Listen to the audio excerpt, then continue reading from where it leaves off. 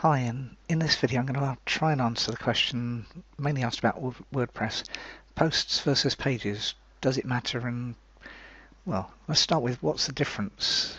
Because WordPress is a little bit confusing. It's got two options for adding new content. One's called posts and one's called pages. And this dates back to when it was designed as a blogging platform first and foremost, and they've kept that distinction ever since, and that does confuse people. But it leads on to several questions. First off, does it matter whether you put the content as a page or a post? Then, if it does matter, what content should you put where? And regardless of those questions, how should you arrange the content on your site? And probably several other questions that are buzzing through your mind but can't quite quantify. I'll do my best to cover most, if not all, of this.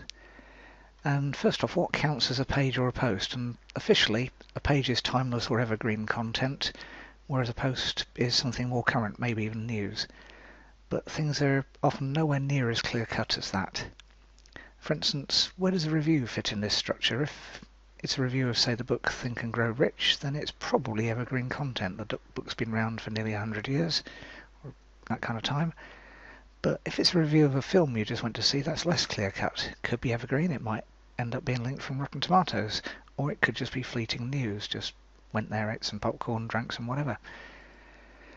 And where would you put the route of a hill walk you went on with your dog last weekend? That could be anything. Things definitely aren't clear cut. And then, just to add whatever, Google comes into the equation. And in reality, Google doesn't care whether your site thinks something is a page or a post. In the eyes of its computer program, it's just another piece of content on the web. And it'll rank that content according to its current rules. And there's no part of the search algorithm that I'm aware of that says give more emphasis to a page rather than a post, or vice versa, or a video versus a PDF. It's a lot more complicated. It doesn't care about the format. So it comes down to how you want to structure your site. And some of my sites, I like to have a static front page, so I'll create a page for that and probably a few other pages, contact, that kind of thing. And I'll also create a blank page and tell WordPress to put my posts on that. It does that from the settings page. It's in the reading settings, and you can set it to front page displays either your latest post or a static page, and then you can just select from the list of ones you got, and then a post page, that's the blank one on this site that I've got. And you select the number of posts and a few other things. So that's how it works.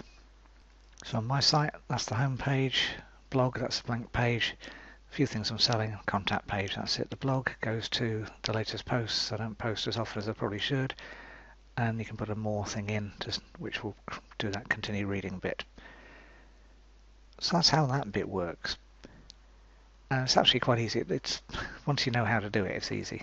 But literally that's just a blank. If I edit it, that's it, that's the title. Everything else is blank. And that's it. So very, very easy to do. It had me foxed when I first did it, but that's as much as you need to do, and then you just tell WordPress, put the posts in that. So, as I said, I've done that on my main site. On other sites I'll use posts almost exclusively and set the front page to show the most recent ones. Sometimes in full, but more likely just the first part. And all you need to do is add in a more tag, and WordPress takes care of the rest of that.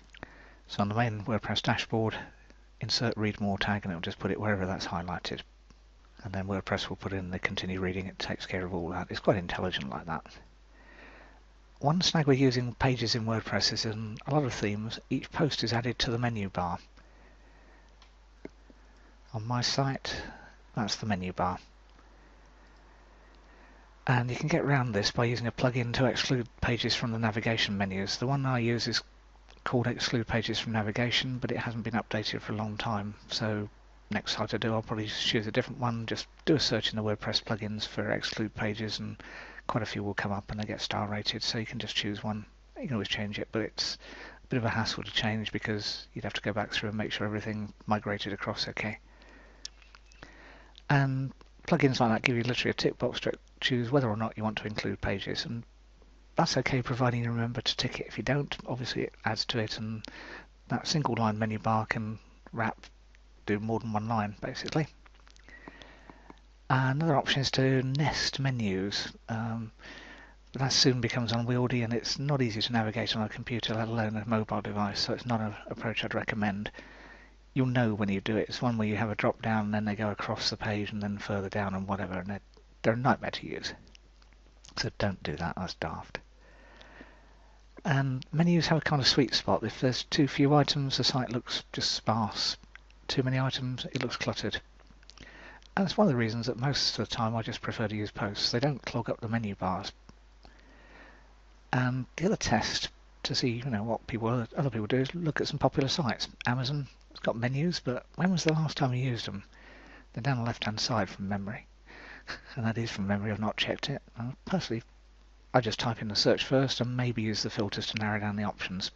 eBay's got menus, but again, my guess is most people just use the search. Wikipedia works almost exclusively from the search box. WikiHow, one of the how-to sites, does have categories, but I didn't realise that until I researched this video, and the list just goes on. The idea in menus is partially to encourage people to click around your site, but that did work when everyone was clicking around on a computer. It's now a lot of people are clicking around on a mobile device. Menus actually aren't as easy to use.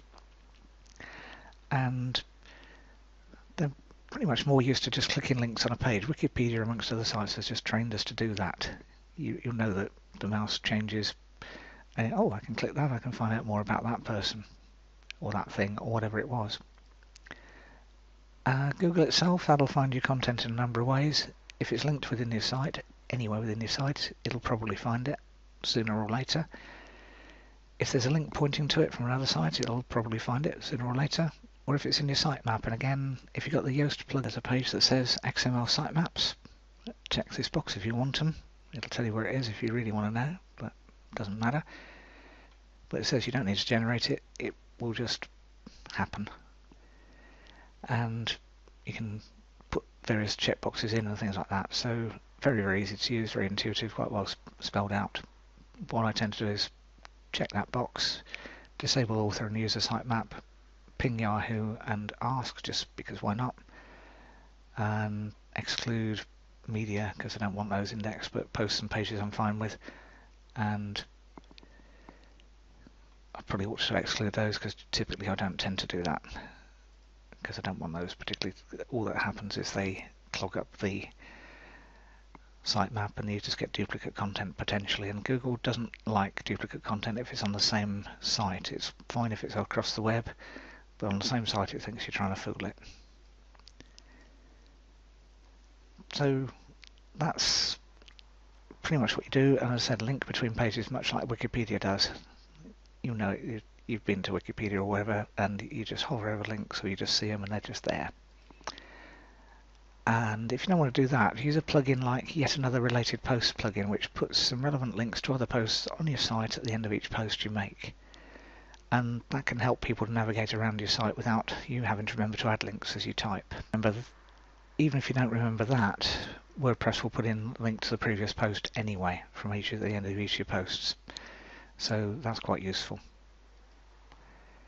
So even if you don't use Yet Another Related Posts plugin or similar, and that's probably one that's been around for donkey's years, even if you don't do that, you've still got navigation links to an extent, but that will help people find something related rather than just the last thing you thought about writing about. And generally speaking, I just find it best to concentrate on adding more content rather than worrying about the nuances of whether or not I should do a post or a page. And you may also have wondered about using a breadcrumb trail. This was popular in the early days of the web, and it's still used by a lot of sites if it makes sense that the user might want an easy way to get to higher, in quote marks, content. Safe to use, Google use them. So Google Maps with web APIs goes up to Google Maps API, goes up to products. It's that kind of trail.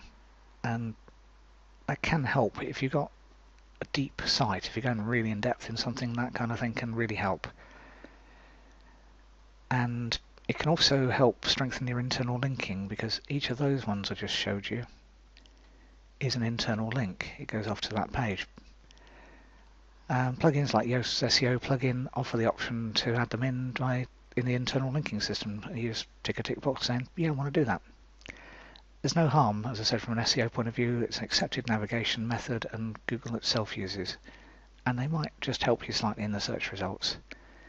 But the main question, posts versus pages, is down to you. There's no correct answer. It just depends how you want the site to lay out, how you want to do it best, and if you got a theme that excludes those navigations and menus, then posts might well work fine. Sorry, pages might well work fine. If you've got one that they're included, posts might work fine. Have a play around with it. When you're first starting your site, it doesn't really matter because you're probably the only person looking at it. But do it sooner rather than later. Just make a decision, stick with it. It's probably the right one, whichever way it is. Okay, thanks for watching.